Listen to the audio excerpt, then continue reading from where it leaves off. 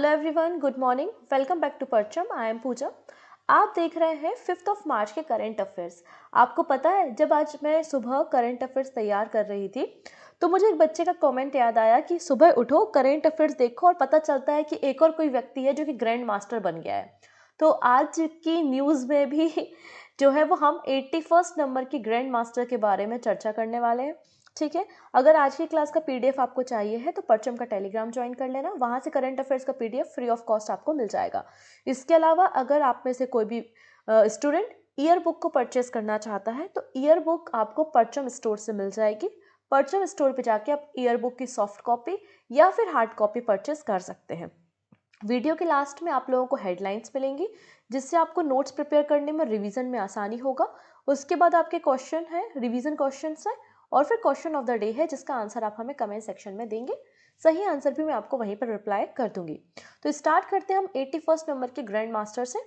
ठीक है, तो यहाँ पर हम बात कर रहे हैं सयंत दास के बारे में। सयंत दास जो कि वेस्ट बंगाल के से बिलोंग करते हैं, ये भारत के 81 नंबर के ग्रैंड मास्टर बन गए हैं।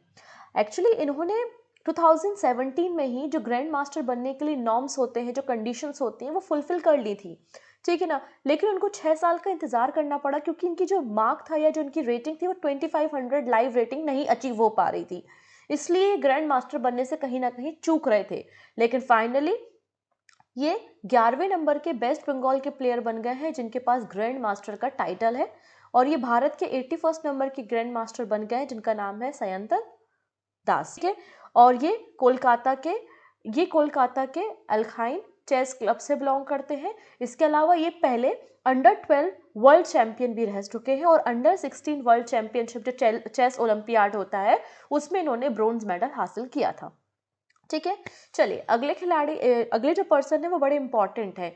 क्यों इंपॉर्टेंट है? क्योंकि मैंने आप लोगों को कुछ समय पहले ग्राम रीड के बारे में बताया था। ग्राम रीड जो थे वो इंडिया की हॉकी टीम के कोच थे, चीफ कोच थे, और उन्होंने जनवरी में अपना इस्तीफा दे दिया था। राइट, तो वो पोजीशन खाली थी और अभी जो भारत का परफॉर्मेंस है वर्ल्ड कप में वो भी देखा गया कि वो काफ़ी खराब था। उसके बाद हॉकी इंडिया के द्वारा साउथ अफ्रीकन क्रेग फुल्टन को नया chief coach of the Indian men's hockey team बनाया गया है। तो यहाँ पे हॉकी इंडिया ने दक्षिण अफ्रीका के क्रेग फुल्टन को भारतीय पुरुष हॉकी टीम का नया मुख्य कोच बनाया है। ठीक है, इन्होंने ग्राम रीड को रिप्लेस किया है क्योंकि ग्राम रीड ने रेजिग्नेशन दे दिया था जनवरी 2023 में ही। ठीक है, अभी साउथ अफ्रीका से बिलोंग करते हैं। इन्होंने साउथ अफ्रीका की जो हॉकी टीम है उसको रिप्रेजेंट किया था। उसके कोच थे वो अटलांटा 1996 और एथेंस 2004 में इन्होंने जो है मतलब साउथ अफ्रीका की टीम को रिप्रेजेंट किया था। इसके अलावा इन्होंने फिर आयरिश मैन हॉकी जो टीम है उसको भी मैनेज करने का काम किया है। ठीक है, तो Fulton manage the Irish men's hockey team between 2014 and 2018। और रियो 2016 के जो ओलंपिक्स थे उसमें आयरिश मैन हॉकी टीम को क्वालिफाई करवाने के पीछे भी इनका ही हाथ था, जिनका नाम है क्रेग फुल्टन, और जो भारत की मेंस हॉकी टीम के अब अगले कोच होंगे। इन्हें FIH coach of the year 2015 में सम्मानित भी किया गया था जब ये आयरिश टीम के कोच थे। तो साउथ अफ्रीका से बिलोंग करते हैं। साउथ अफ्रीका की टीम को इन्होंने एथेंस और अटलांटा के ओलंपिक में रिप्रेजेंट भी किया था। इसके अलावा आयरिश टीम के भी ये कोच रहे हैं। इन्हें FIH coach of the year से सम्मानित किया जा चुका है और अब भारत के इंडियन मेंस हॉकी टीम के कोच होंगे। इन्होंने ग्राम रीड को रिप्लेस किया है। ग्राम रीड ने जनवरी 2023 में अपना इस्तीफा दिया था। तो ये सारी बातें आपको पता होनी चाहिए। चलिए, अब यहाँ पे अगले जो पर्सन है वो बहुत इंपॉर्टेंट है हमारे लिए क्योंकि हम बात करने वाले हमारे देश के farmer CJI chief justice of India के बारे में, जिनका नाम है AM अहमदी। AM अहमदी, इनका निधन हो गया है 90 ईयर्स की एज में। Farmer CJI chief justice of India AM Ahmadi passed away at 90। इनका निधन हो गया 90 साल की उम्र में। ये गुजरात हाई कोर्ट के जज के रूप में भी इन्होंने काम किया है। इन्होंने कई सारे जजमेंट जो है नोटेबल जजमेंट दिए हैं, जैसे कि इंदिरा साहनी का केस बड़ा ही फेमस केस माना जाता है। राइट, तो इंदिरा साहनी वर्सेस जो यूनियन ऑफ इंडिया का केस है वो इनके द्वारा ही डिलीवर किया गया था। उसके जजमेंट को Ismail Faruqui versus Union of India की जो जजमेंट था वो भी chief justice of India AM Ahmadi के द्वारा ही डिलीवर किया गया था। जस्टिस अहमदी जो थे वो तीसरे नंबर के मुस्लिम CJI थे जिन्होंने, मतलब तीसरे नंबर के मुस्लिम व्यक्ति थे जिन्होंने as a CJI chief justice of India serve किया था। अगर मैं इनके टेन्योर के बारे में आपको बताऊं तो 1994 से 1997, 1994 से लेकर 1997 तक ये भारत के CJI रहे हैं। अभी वर्तमान में जो भारत की CJI है वो DY चंद्रचूड़ जी है। क्लियर? बात करते हैं हम यहाँ पे, नाइजीरिया में इलेक्शन कंडक्ट हुए हैं और नाइजीरिया के अगले राष्ट्रपति चुन लिए गए हैं। कौन चुने गए हैं? बोला अहमद टिनुबू। तो बोला अहमद टिनुबू जो है वो नाइजीरिया के अगले राष्ट्रपति होंगे। और यहाँ पे आप देख सकते हैं कि हमारे देश के जो प्रधानमंत्री हैं नरेंद्र मोदी जी, उन्होंने इन्हें कॉन्ग्रेचुलेट किया है और कहा है कि आने वाले समय में इंडिया और नाइजीरिया के जो बायलैटरल रिलेशन है उनको स्ट्रेंथ अप करने में बोला अहमद टिनुबू जो है वो मदद करेंगे। नाइजीरिया अफ्रीका कॉन्टिनेंट का एक देश है। चलिए नेक्स्ट बात करते हैं, former union minister Satyabrata Mukherjee passed away recently. इनका निधन भी हो गया है। ये पूर्व केंद्रीय मंत्री रहे हैं, साथ ही साथ इन्होंने additional solicitor general of India के रूप में भी काम किया है। तो ये बात भी आपको बिल्कुल नहीं भूलनी है कि मुखर्जी जी जो थे वो additional solicitor general of India भी रहे हैं, साथ ही साथ हमारी कैबिनेट में यूनियन मिनिस्ट्री के रूप में इन्होंने काम किया है। ये बीजेपी से बिलोंग करते थे, भारतीय जनता पार्टी से ये बिलोंग करते थे। साथ ही साथ सत्यव्रत मुखर्जी जो थे वो president of West Bengal unit of the Bharatiya Janata party के थे। तो कोलकाता में इनका निधन हुआ है। बीजेपी जो है आपकी कोलकाता या वेस्ट बंगाल में, उसके प्रेसिडेंट के रूप में इन्होंने काम किया है। इन्हें झोलू बाबू के नाम से वेस्ट बंगाल में जाना जाता है। अब इन्होंने कौन से पोर्टफोलियो को सर्व किया है तो मैं आपको बता दूं, मुखर्जी ने minister of state for chemical and fertiliser Atal Bihari Vajpayee ji की गवर्नमेंट के समय सर्व किया था इस पोर्टफोलियो को 2000 से 2002 के बीच में। और इन्होंने ministry of commerce and industry भी संभाला है 2002 से 2003 के बीच में। तो इनके पोर्टफोलियो को आप याद रख सकते हैं। साथ ही हमारे देश के additional solicitor general of India भी रहे हैं। ठीक है, तो एक छोटा सा क्वेश्चन मुझे याद आता है, आई होप आप लोगों को उसका आंसर पता होगा। अगर आंसर पता है तो आप हमें कमेंट सेक्शन में बता सकते हैं कि वर्तमान में हमारे देश के सॉलिसिटर जनरल कौन है। सॉलिसिटर जनरल नहीं, अटॉर्नी जनरल कौन है वर्तमान में, हमारे अटॉर्नी जनरल ऑफ इंडिया कौन है। तो अटॉर्नी जनरल के बारे में आप जो भी जानकारी रखते हैं वो आप हमें कमेंट सेक्शन में बता सकते हैं कि वर्तमान में भारत के अटॉर्नी जनरल कौन है। ठीक है, एग्जाम पॉइंट ऑफ व्यू से ये क्वेश्चन इंपॉर्टेंट हो जाता है। चलिए अब बात करेंगे नाडा के बारे में और बाडा के बारे में। नाडा और बाडा आप लोग ने आई थिंक सुना होगा। नाडा क्या है? नेशनल एंटी डोपिंग एजेंसी है। और बाडा क्या है? वर्ल्ड एंटी डोपिंग एजेंसी है। इन दोनों एजेंसीज का मकसद क्या है कि हमारे देश में, पूरे वर्ल्ड में जो भी प्लेयर्स होते हैं वो कोई भी ड्रग्स वगैरह ना लें और डोपिंग फ्री, मतलब यहाँ पे ड्रग फ्री जो है स्पोर्ट कंडक्ट किया जा सके। ये काम नाडा और बाडा करते हैं। नाडा भारत में काम करती है और बाडा जो है वो वर्ल्ड लेवल पे काम करती है। तो रिसेंटली नाडा ने इंडियन एथलीट ऐश्वर्या बाबू और MV जिल्ला को डोपिंग के केस में बैन कर दिया है for the period of 6 year, ऐसा बताया जा रहा है, 4 ईयर। ठीक है, ट्रिपल जंपर है ऐश्वर्या बाबू और स्प्रिंटर है MV जिल्ला। इन दोनों को बैन कर दिया है नेशनल एंटी डोपिंग एजेंसी और एथलेटिक इंटीग्रिटी यूनिटी के द्वारा, क्योंकि ये पॉजिटिव पाए गए थे। इन्होंने ड्रग कंज्यूम किया था।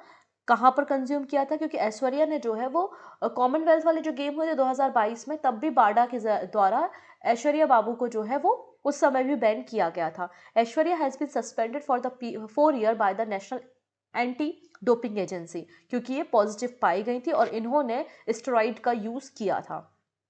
ऐश्वर्या ने गोल्ड मेडल जीता है ट्रिपल जंप में during the national inter state championship June 2022 में। और इन्होंने जो जंप किया था ना वो 14.14 मीटर का था। तो इन्होंने एक नया नेशनल रिकॉर्ड भी कायम किया था। तो ऐश्वर्या बाबू जो है वो बड़ी इंपॉर्टेंट हो जाती है, आपको याद रखना है। ट्रिपल जंपर है और नाडा ने इनको 4 साल के लिए बैन किया है और इन्होंने नेशनल इंटर स्टेट चैंपियनशिप में नेशनल रिकॉर्ड भी बनाया था। ठीक है, चलिए नेक्स्ट बात करते हैं बाडा के बारे में। बाडा क्या है? वर्ल्ड एंटी डोपिंग एजेंसी है बाडा। और बाडा की स्थापना 1999 में की गई थी।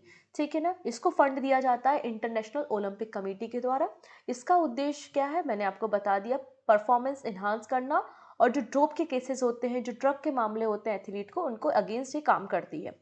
लुसाने स्विट्जरलैंड में आपको इसका ऑफिस मिल जाएगा। ठीक है, बात करेंगे हम short story collection the book of Bihari literature. इस बुक को रिसेंटली लॉन्च किया गया है और इस बुक को लिखा किसने है? अभय के द्वारा इस पुस्तक को लिखा है। तो Bihari minister of industry Samir Kumar Mahaseth के द्वारा रिसेंटली इस बुक को लॉन्च किया गया है, जिसका नाम है the book of Bihari literature, और इस बुक को एडिट करने का काम अभय के द्वारा किया गया है। रिसेंटली जो ग्रैंड ट्रक रोड इनिशिएटिव 3.0 आयोजित किया गया था पटना बिहार में, वहाँ पर इस पुस्तक को जो है वो लॉन्च करने का काम किया है। इसमें बिहार का जो ट्रेडिशनल कल्चर रहा है लिटरेचर की फील्ड में, इन्होंने across the world and India क्या काम किया है, उस कॉन्ट्रीब्यूशन को इस बुक में बताया गया है। मतलब बिहारी लिटरेचर को, बिहारी साहित्य को इस बुक में दर्शाया गया है। ठीक है, चलिए अगले पर्सन के बारे में बात करते हैं। हम बात कर रहे हैं यहाँ पे चंद्रशेखर दास गुप्ता के बारे में, जो कि फॉर्मर डिप्लोमेट रहे हैं और पद्म भूषण अवार्डी भी रहे हैं। इनका भी निधन हो गया है। ठीक है, और ये भी कोलकाता वेस्ट बंगाल से ही बिलोंग करते थे। तो farmer diplomat Padma Bhushan awardee Chandrashekhar Das Gupta passed away recently, और इन्हें जो पद्म भूषण अवार्ड दिया गया था वो 2008 में इनको अपनी सिविल सर्विसेज के लिए सम्मानित किया गया था भारत सरकार के द्वारा। इन्होंने 1981 से 1984 के बीच में high commissioner to the Singapore काम किया है, मतलब हाई कमिश्नर के रूप में सिंगापुर में काम किया, और 1984 और 1986 में इन्होंने तंजानिया में हाई कमिश्नर के रूप में काम किया है, क्योंकि ये फॉरेन सर्विसेज से बिलोंग करते थे, डिप्लोमेट हैं, भारत के राजदूत रहे हैं, और इनका निधन हो गया है। ठीक है, तो ये कुछ पर्सन्स थे जो भी जिस भी रीजन से न्यूज़ में थे वो हमने देख लिया है। चलिए अभी नाडा के बारे में डिस्कशन, हमने बाडा और नाडा के बारे में डिस्कशन किया था। बाडा के बारे में बता दिया कि लुसाने स्विट्जरलैंड में हेड ऑफिस है, 1999 में फॉर्मेशन हुआ था। अब हम नाडा के बारे में थोड़ा सा जान लेते हैं।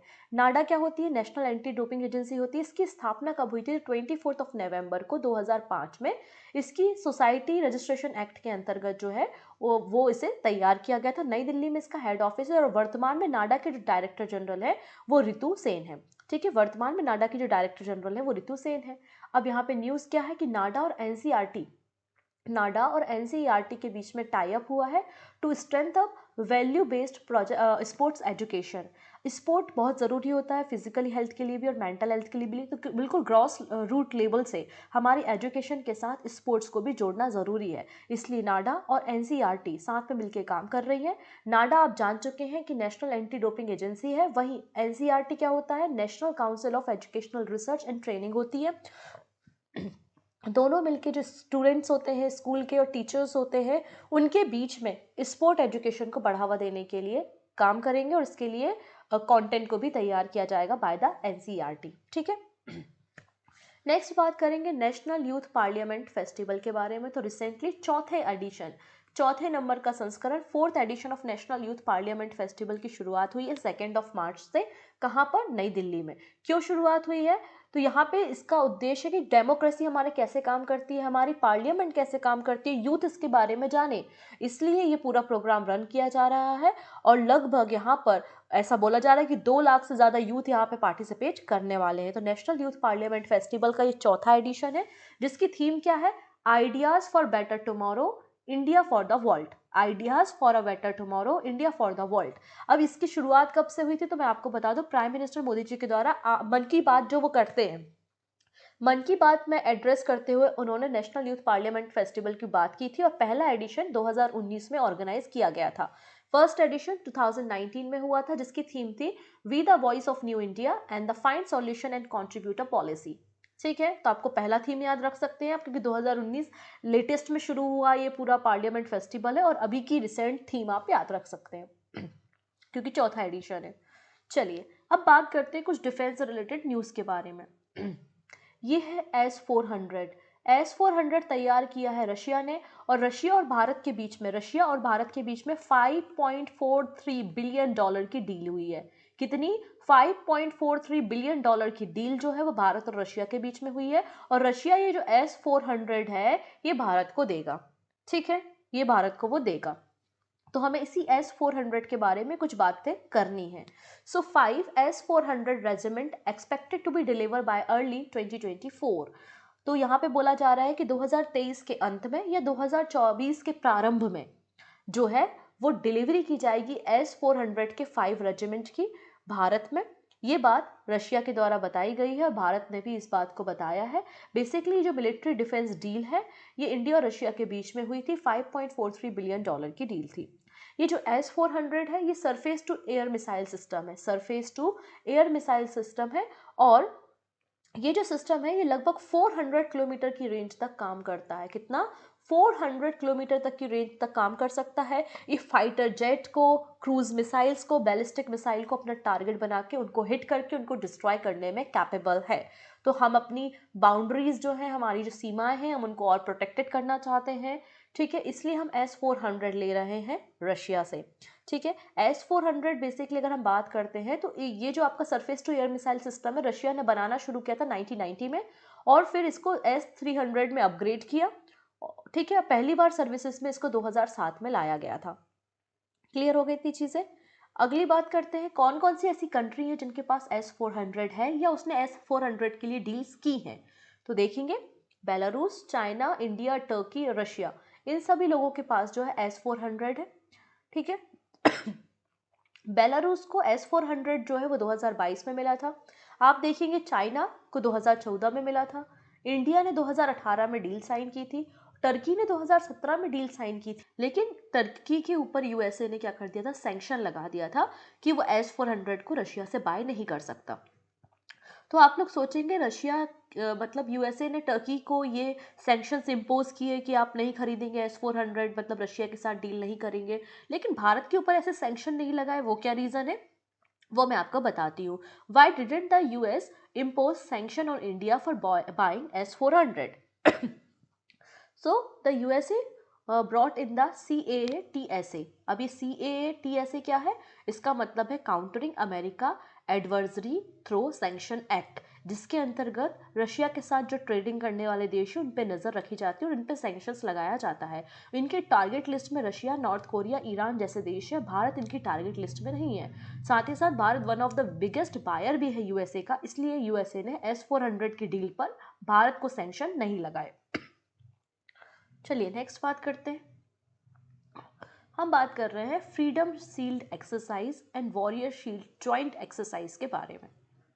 ठीक है, करेंगे south Korea and the USA hold the freedom shield and the warrior shield joint exercise the largest in 5 year. Actually south Korea और यूएसए के बीच में जो लास्ट बड़ी एक्सरसाइज हुई थी वो 2018 में हुई थी, जिसका नाम था फॉल ईगल।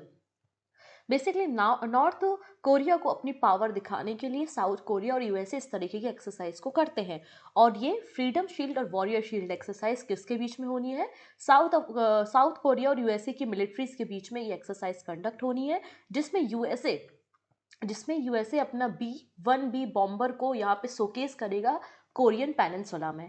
तो एक्सरसाइज कोरिया में होगी और कोरियन पेनिनसुला में यूएसए अपने B-1B बॉम्बर को यहाँ पर दिखाएगा।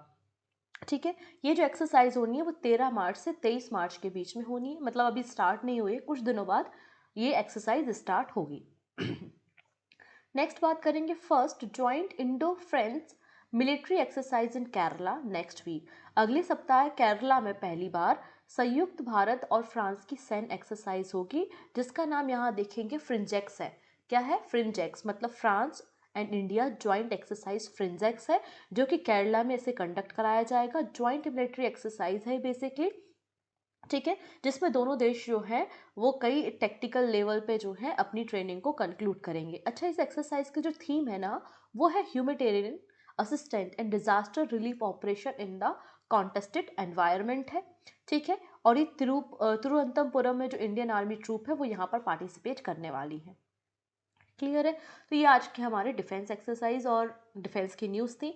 आइए अब यहाँ पर एक नए 13th सेंचुरी के मंदिर की डिस्कवरी हुई है। ठीक है, उस पर हम चर्चा करते हैं। तो यहाँ पे खोजा गया है तो 13वीं शताब्दी के हिंदू मंदिर को पुष्पगिरी क्षेत्रम कडप्पा डिस्ट्रिक्ट ऑफ आंध्र प्रदेश में खोजा गया है। ये जो पुष्पगिरी है इसको सेकेंड हम्पी भी कहा जाता है, इसकी मंदिर की शैलियों के कारण, इसके ब्यूटीफुल आर्किटेक्ट के कारण। यहाँ पे जो मंदिर खोजा गया है इसका आर्किटेक्ट बताया जाता है कि ये जो मंदिर है वो कायस्थ रूलर के कंटेम्पररी है, मतलब कायस्थ रूलर के समय ही इन मंदिरों का कंस्ट्रक्शन किया गया होगा। और कायस्थ रूलर जो थे वो सब ऑर्डिनेट थे किसके? काकतीय डायनेस्टी के। ये जो पुष्पगिरी का एरिया है वो हरिहरा क्षेत्र के नाम से भी जाना जाता है, और यहाँ पर बेसिकली भगवान शिव और भगवान विष्णु के मंदिर आपको देखने को मिलेंगे। और ये जो मंदिर है ये लोकेटेड है पेन्नार रिवर के किनारे। कौन सी रिवर के किनारे? तो पेन्नार रिवर के किनारे ये मंदिर आपको देखने को मिलेंगे। देखिए जो हमने न्यूज़ यहाँ पे डिस्कस की है ये उसकी हेडलाइंस है, जहाँ आप इनका स्क्रीनशॉट ले सकते हैं। बाकी न्यूज़ को मैं यहाँ पे नेक्स्ट सेशन में डिस्कस कर दूंगी। मैंने ये सारी न्यूज़ को आपके साथ डिस्कस किया है, लेकिन यहाँ पे आप देखेंगे ये कुछ न्यूज़ आपकी रह गई हैं। इन न्यूज़ को मैं आपको कल के सेशन में डिस्कस करा दूंगी, क्योंकि अभी मुझे बोलने में थोड़ी सी दिक्कत हो रही है और मैं कंटिन्यू नहीं अभी लेक्चर ले पा रही हूँ। सो बची हुई न्यूज़ को हम कल डिस्कस कर लेंगे या नेक्स्ट सेशन में डिस्कस कर लेंगे, ठीक है ना। कोई भी न्यूज़ आपकी रह नहीं जाएगी, इस बात की गारंटी मेरी है। आइए हम डायरेक्टली कुछ क्वेश्चंस को देख लेते हैं, ठीक है। पहला क्वेश्चन है, वियतनाम के नए राष्ट्रपति कौन बने हैं? तो आंसर हो जाएगा वो वेन थुंग, जो है वियतनाम के नए राष्ट्रपति है। Option A. World wild life day की थीम क्या थी? तो क्या थी थीम? यहाँ पे थी wild life partner for wild life conservation, partnership for the wild life conservation world wild life day की थीम थी। नागालैंड की पहली फीमेल एमएलए कौन बनी है? तो सही आंसर हो जाएगा हिकानी जकालू। Option c is the right answer. Player of the year award Asian chess federation के द्वारा किसे दिया गया है? तो डी गुकेश को दिया गया है। ऑप्शन बी यहाँ पे करेक्ट हो जाएगा। नेक्स्ट है, सेंट्रल इलेक्ट्रिसिटी रेगुलेटरी कमीशन के नए चेयरमैन किसे बनाया गया है? तो कल हमने डिस्कशन किया था, जिष्णु बारुआ को बनाया गया है। Option c. Which union ministry launch grievance appellate committee? तो ग्रीवेनेंस एपिलेट कमिटी किसने तैयार की है? मैत्री ने तैयार की है, ministry of electronics and IT, ठीक है। Which bank has completed the acquisition of city group Indian consumer business? तो सिटी ग्रुप के इंडिया कंज्यूमर बिजनेस को किसने टेक ओवर कर लिया, किसने इसका ग्रहण कर लिया है? तो आंसर हो जाएगा एक्सिस बैंक ने। Option B. This is question of the day. Recently मैंने आपको Indian state energy transition report के बारे में बताया था। इसमें कौन से राज्य जो है सबसे प्रोग्रेसिव है या टॉप पर है? 4 ऑप्शन आपको दिख रहे हैं। जो भी सही आंसर लगता है वो आप हमें कमेंट सेक्शन में दीजिएगा। तो आज वीडियो के दौरान मैंने आपसे 2 क्वेश्चन पूछे हैं, इन दोनों प्रश्नों के आंसर आप हमें कमेंट सेक्शन में देना, ठीक है। सही आंसर भी मैं आपको वहीं पर प्रोवाइड कर दूंगी। सो मिलते हैं नेक्स्ट सेशन में। Take care and bye bye.